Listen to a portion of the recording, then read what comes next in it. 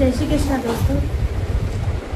जैसा कि आपको मेरे चेहरे से भी लग रहा होगा कि मेरी तबीयत ठीक नहीं है, तो जी हाँ, मेरी तबीयत ठीक नहीं है। दवाइयाँ मैं लेकर गई थी, तो भी स्कूल में मैंने दवाई नहीं ली, क्योंकि सोचा कि क्या पता फिर बाद में मुझे नींद आने जैसा हो जाएगा और रेस्ट मेरा होगा नहीं।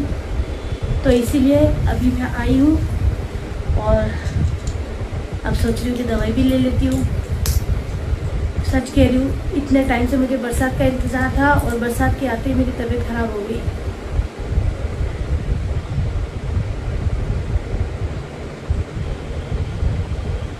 सोचा आपसे बातें करते हुए दवाई भी ले लूँगी। स्कूल जाने का मेरा मकसद होता है सिर्फ बच्चे, वो बच्चे सिर्फ मेरे लिए आते हैं। उनको पता है मधु मैम आएंगी, अच्छे से पढ़ाएंगी।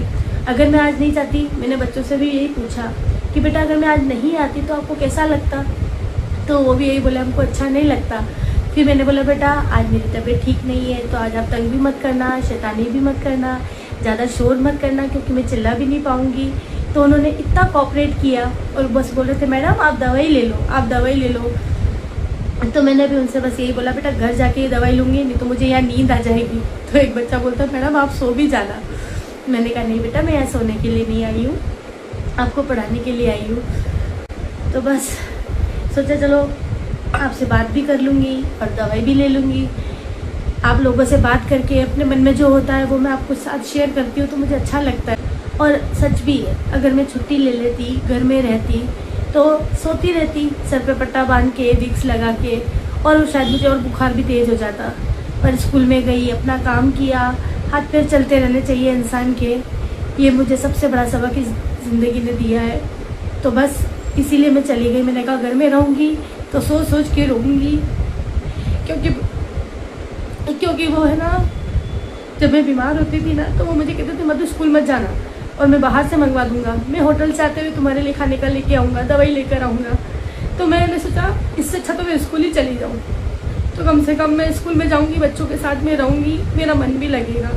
इसीलिए मैं चली गई। और अब आपकी मधु स्ट्रांग हो गई है।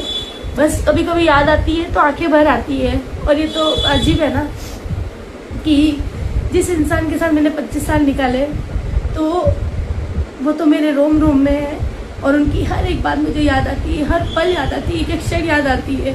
पूरी रात बरसात हो रही थी ना जब तेज, और सुबह बिजली कड़क रही थी, तब भी मुझे ऐसा लग रहा था कि आज ये होते तो ये मुझे यही बोलते कि तुम स्कूल मत जाना, आज बरसात तेज़ है। पर मैं उठी, बहुत मुश्किल से उठी, क्योंकि पूरी रात नहीं सो पा रही थी। कभी इस करवट सो रही थी तो नाक बंद हो रही थी, कभी उस करवट सो रही थी तो नाक बंद हो रही थी। पूरी रात नहीं सो पाई हूँ मैं। बस यही सोच के चली गई कि स्कूल जाऊँगी, थकूँगी। तो जैसे जैसे टिफ़िन बनाया, स्कूल चली गई। वहाँ जाके तो सच्ची में अपनी बीमारी में भूल गई थी, पर वो जो थकान है, बॉडी पेन है, वो तो हो ही रहा था। फिर सोचा चलो अब आ गई हूँ तो दवाई भी ले लेती हूँ। अभी एक दवाई और बाकी है, तो 10-15 मिनट बाद वो दवाई भी ले लूँगी। और क्योंकि हम कल हमारे स्कूल में रेनी डे है, और रेनी डे बहुत अच्छे से मनता है हमारे स्कूल में।